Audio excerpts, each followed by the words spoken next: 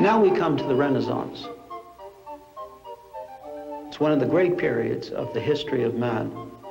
And as far as its artworks are concerned, it's one of mankind's glories. Anyone who could walk through the museums and not be overwhelmed with the beauty of the work of its art in many, many different mediums really is a very poor man indeed. And yet at the same time, we have to keep in mind that in the flow of the thought of man, it opens the door for humanist man in a new way and carries this further and throws the doors wide open that for all those problems that bring us right up into the period of modern man.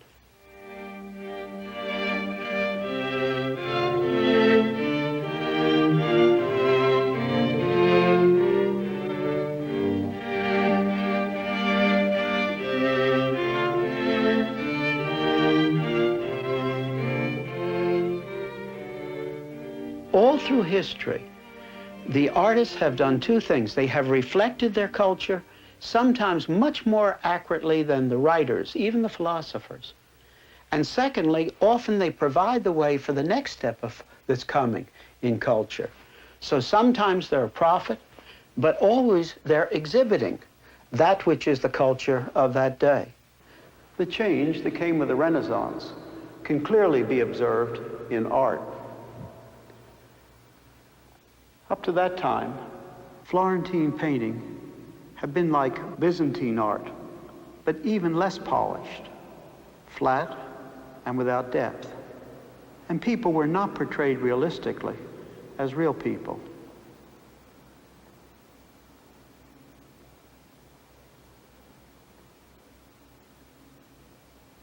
Then came Giotto, and with him, radical change.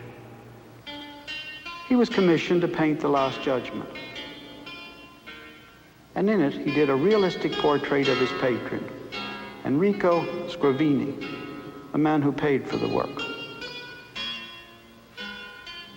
Nature was given its proper place.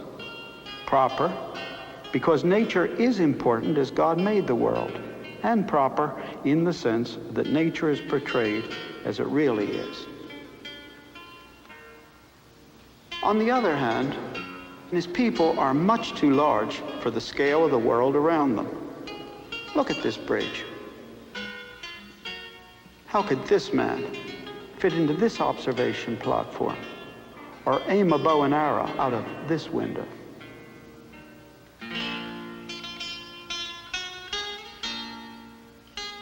The same man who painted this designed the beautiful bell tower, the Campanile, next to the cathedral in Florence.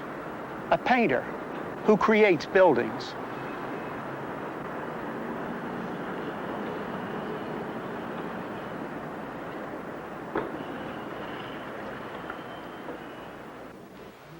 We now come to a great breakthrough in Renaissance art.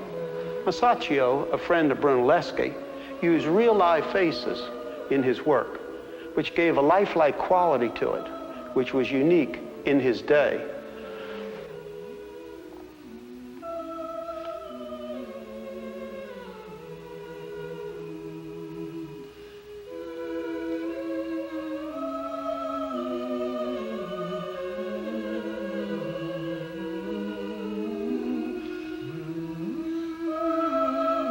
The painters who preceded Masaccio, including his own teacher, Marcellino, painted their figures seemingly on tiptoe. Masaccio had the feet of his people planted firmly on the ground.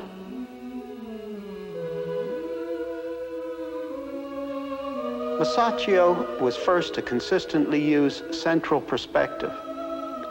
This was a clear step ahead of the Romans, who only knew a different kind of perspective. By painting in the round and by the use of the new perspective, his people were in the midst of realized space. There was actually space around the people. But for the men of the Renaissance, it was something more. It placed man in the center of that space, a space subordinated to the mathematical principles that came out from the mind of man. In Northern Europe, Jan van Eyck wrestled with the same problems in art. We're in St. Bavo Cathedral in Ghent, in Belgium. The rich, the poor, all classes and kinds of people from all kinds of backgrounds are coming to Christ. The artist appreciated and understood the biblical emphasis on Christ. He painted Christ as the Lamb of God, upright and alive upon the altar, symbolizing that he died as a substitute, a sacrifice, but that he is not now dead.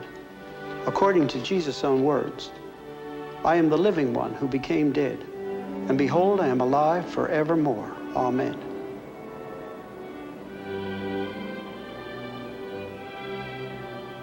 Van Eyck mastered light and air, and was the first great master of landscape painting.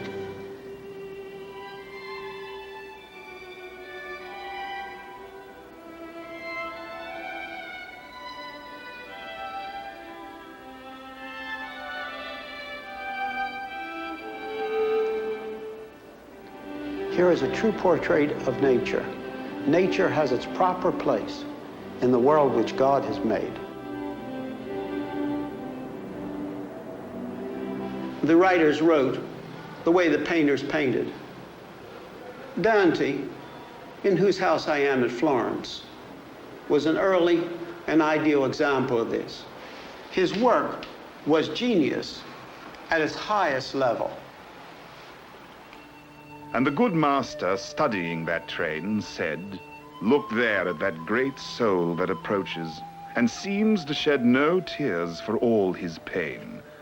What kingliness moves with him even in hell? It is Jason, who by courage and good advice made off with a Colchian ram." He made more room for nature, but following the influence of Thomas Aquinas, he mixed the Christian and the classical world. In his Divine Comedy, the greatest sinners were Judas, who betrayed Jesus, and Brutus and Cassius, who betrayed Caesar. In his own life, the problem of individual things versus meaning and values was clearly demonstrated. He loved Beatrice, whom he actually only saw a couple of times in his life, and held up their love as the romantic ideal. Seeing her face that is so fair to see, love sheds such perfect sweetness over me. But he married quite a different woman who never had any place in his poetry. Her business was to rear his children and to cook. Although the writers of the time understood that sensual love required the spiritual, if it was to be more than merely a physical response of the passing moment, yet nevertheless they allowed these two to be divided into two parts: the physical love and the idealized spiritual love. For Dante and the other writers of his time, they had two views of love. One, the idealized spiritual love directed toward a disembodied phantom, and the other, a dray horse of a woman who kept her man's house and shared his bed. This produced not beauty, but ugliness. The Dome of Florence. Brunelleschi designed and built it. It brought together great artistic triumph with an overwhelming feat of engineering.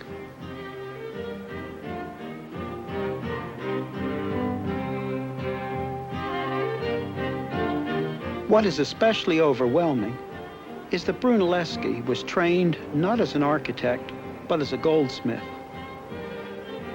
This building, the Foundling Hospital, which you are now looking at, was also designed by Brunelleschi and was the first Renaissance building.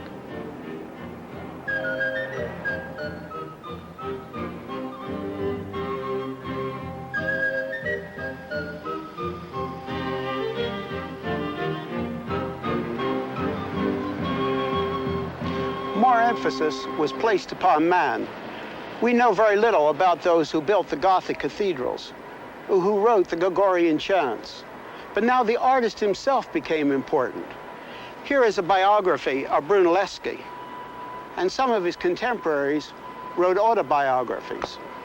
Sculptures, portraits, and even self-portraits of the artists began to be made. At the beginning of the Renaissance, it could have gone either way. Nature could have had its proper place, man could have been in his proper place, and would have been absolutely beautiful. But at a certain point along in the Renaissance, the scales tipped, and man put himself at the center absolutely. And this opened the door completely to the whole destructive force of humanism that followed down through the Enlightenment and into our own day.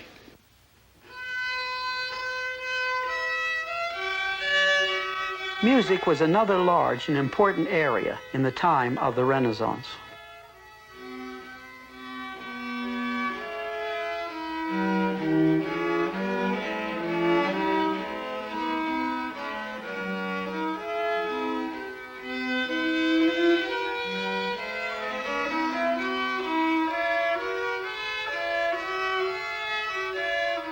The composers of the Renaissance invented the art of orchestration. Not only did each instrument play a different voice, but a different melody line.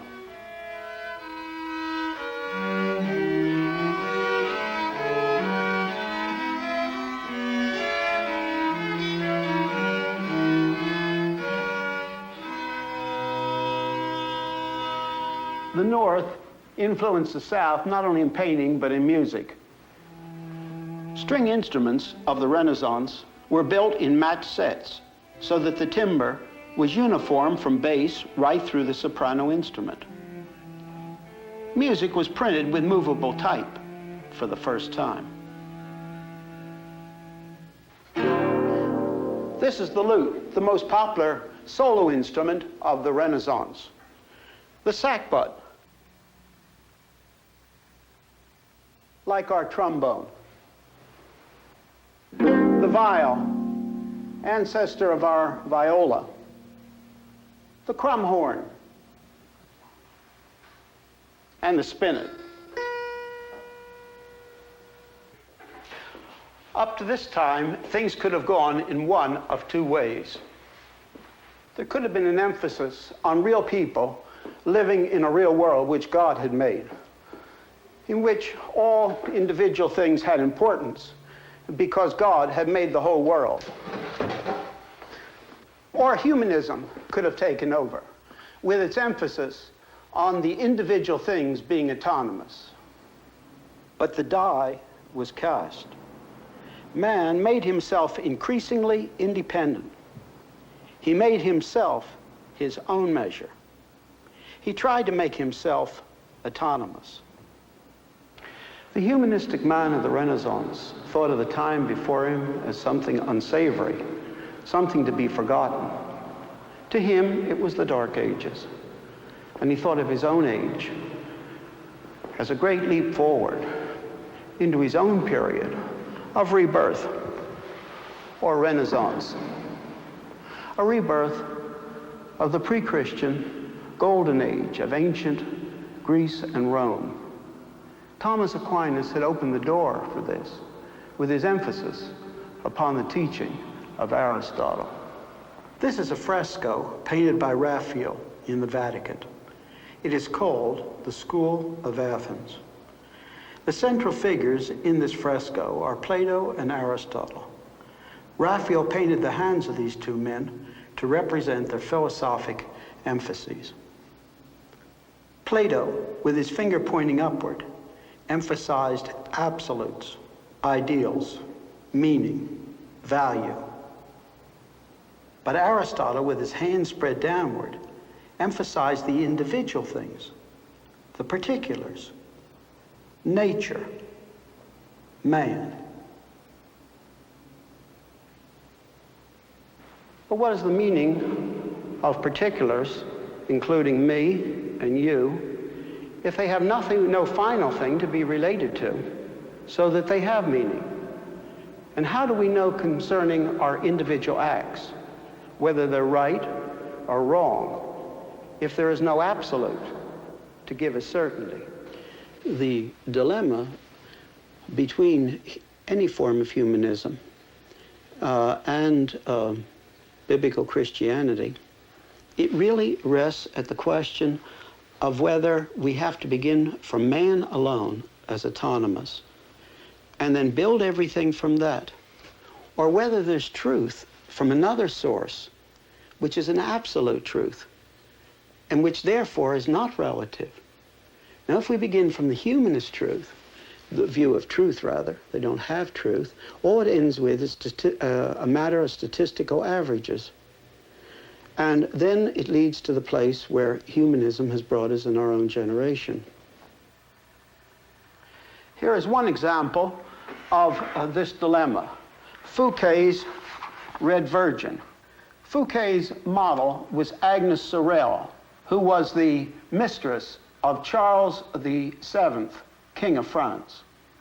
Was this the Madonna about to feed her baby? No. It might have had the title, The Red Virgin, but those who looked at the painting at that time knew who the woman was. She was the king's mistress. Prior to this, Mary was considered high and holy. Even earlier, she was thought of as so different from normal people that she was painted merely as a symbol. Painting Mary as a real person was an advance over the earlier paintings, because the Bible tells us that Mary was a real girl and the baby Jesus was a real baby. This was the good side. Nature was given its proper place. On the other hand, the king's mistress could now be painted as Mary, and meaning was being destroyed. At first, it might seem that only religious values were being threatened, but gradually the threat spread to all of knowledge and all of life. All meaning for all the individual things, the particulars, was removed. The individual things were made independent, autonomous, with nothing ultimately to relate them to give them meaning. We are now in the Academy in Florence, in a room given to Michelangelo's work.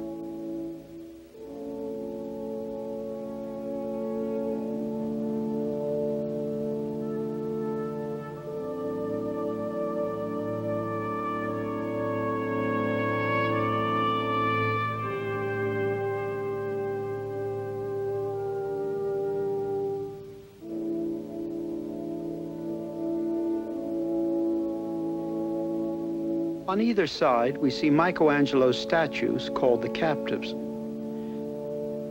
These used to be called unfinished statues, but now many scholars agree that they were left to say what Michelangelo wanted them to say.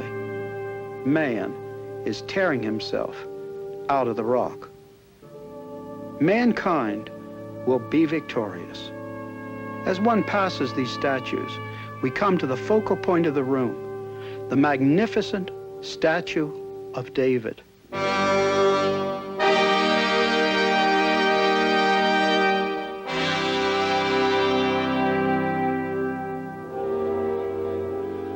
Out of a flawed piece of marble, Michelangelo, with all his genius, carved his David.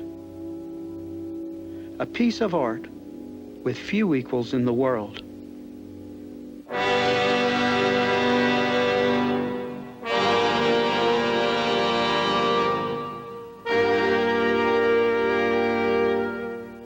But this isn't the biblical David, but rather the personification of the humanist ideal, the greatness of man.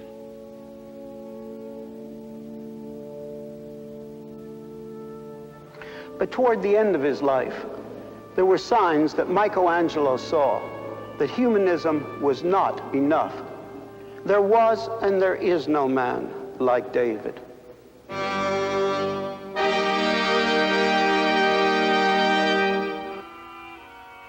It is thought that in the Pietà in the cathedral in Florence, he put his own face on Nicodemus as he was bending over Christ.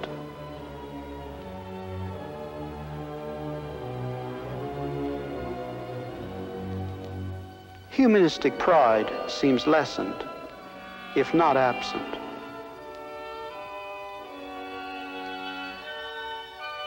We now come to another great giant of the Renaissance, Leonardo da Vinci.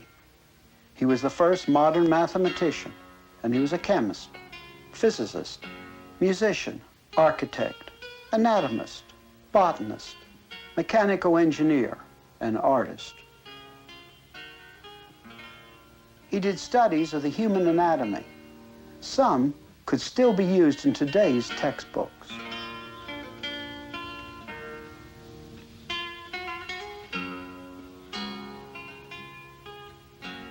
He was the embodiment of the true Renaissance man.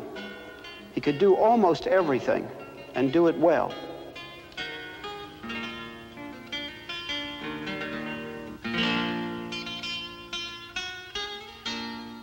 He designed war machines of savage atrocity.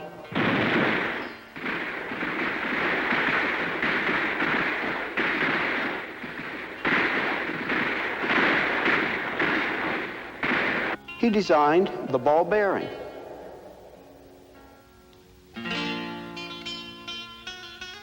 Leonardo really understood the problem of modern man. In his genius, he anticipated where humanism would end. He understood that humanistic man, beginning only with individual things, that is the particulars, had no unity by which to give them meaning.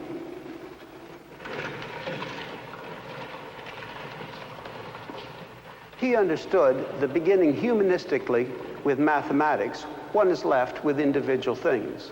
And having only individual things, one could never come to universals or to meaning. Instead, one is left with mechanics.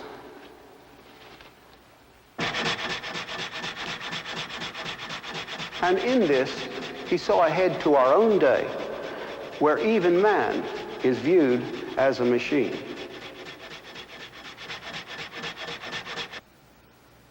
Then Leonardo thought that perhaps the painter, the sensitive man, could come to meaning. So he tried and tried to portray the soul. This is not a soul in the Christian sense. Rather, he was trying to capture visually the universals from the particulars he observed. He failed. We're back to Raphael's school of Athens. Aquinas' teaching led to man trying to be independent, autonomous, and this led to Renaissance humanism. Leonardo, in all his brilliance, felt the problem and struggled to find universals. Leonardo and all of humanism had been so sure that man, beginning only from himself, could solve every problem. Its cry was, "I can do what I will, just give me till tomorrow." But in his old age, Leonardo, in his brilliancy, saw the coming defeat of humanism. As a man thinketh, so is he. And humanism had already begun to show its natural conclusion was pessimism. When Francis I, King of France, took Leonardo to France, we find Leonardo in despondency.